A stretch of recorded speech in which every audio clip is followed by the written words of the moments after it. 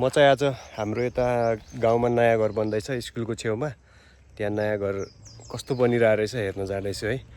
पहिला बस्ने घर अलिकति पुरानो र अलिकति बस्न अयोग्य भएपछि हामी चाहिँ यता नयाँ घर हाल्दैछ। नयाँ घर हालेको मैले फोटो भिडियोहरूमा अलिअलि देखेको थिएँ। आज आफै हेर्न जाँदैछु कस्तो बनिरहेछ म देखाउँछु। हाम्रो पनि सानो सानो हुँदाखेरि हाम्रो पनि ठुलो सपना हुन्थ्यो कि हाम्रो पनि एक दिन बिल्डिङ घर भए हुन्थ्यो, बिल्डिङ घर पक्की घरमा बस्न पाए हुन्थ्यो भन्ने हुन्थ्यो है सानोमा हुँदाखेरि। त्यो सपना चाहिँ अब बिस्तारै पुरा हुँदैछ। अब घर मैले बनाएको चाहिँ होइन है, मेरो त्यति हात छैन घरमा। सब मेरो बुवा विदेशमा हुनुहुन्छ अझै पनि। बुवाले कमाएको पैसाले घर बन्दैछ। अनि अब पुरै पैसाले त घर बन्न सक्दैन, अलिअलि ऋण त ल्याउनै पर्छ। त्यसको लागि ऋण चाहिँ तिरिन्छ सबै मिलेर है। चाहिँ मेरो अहिले जो बनिरहेको घरतिर जाने बाटो हो, अब बिस्तारै पिच हुँदैछ। यहाँ पनि सायद अब 1-1.5 सालमा पिच भइसक्छ। यो कच्ची रोड भएको त 8-10 सालै भइसक्यो। उभिराखेको यो छन्चरी चाहिँ मेरो छोरी हो, स्कुल आएको। के छ नानी, केही भन्नु पर्ने?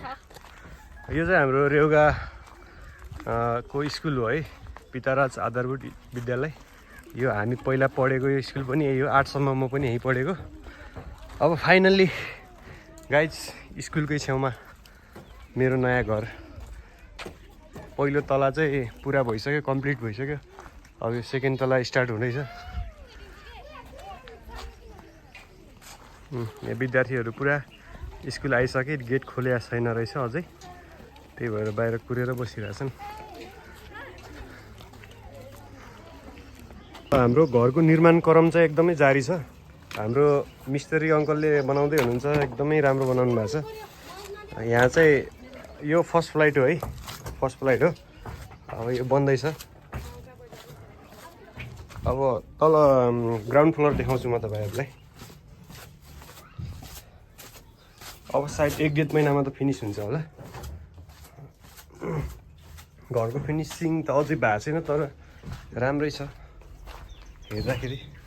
यहाँ चाहिँ हाम्रो एउटा गेट बन्छ। अनि यो चाहिँ हाम्रो अब ग्राउन्ड फ्लोर भयो। यहाँ एउटा कोठा, यो चाहिँ एकदमै राम्रो छ। यहाँ अर्को कोठा, अनि यो चाहिँ माथितिर जाने ठाउँ भयो। अनि टोइलेट बाथरुम चाहिँ हाम्रो यहाँ बन्छ। अनि यहाँ र यहाँ चाहिँ अर्को कोठा पनि छ।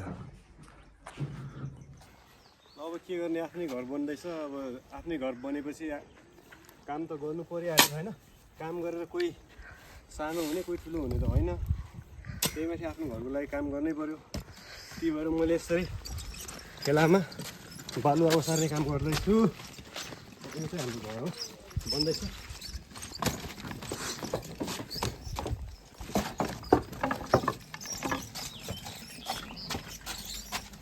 मेरो बुढी पनि काम गर्न त आएको छ, तर केही काम जान्दैन भन्छ नि, त्यो बसेको छ नि। यति धेरै काम गरेर दिनु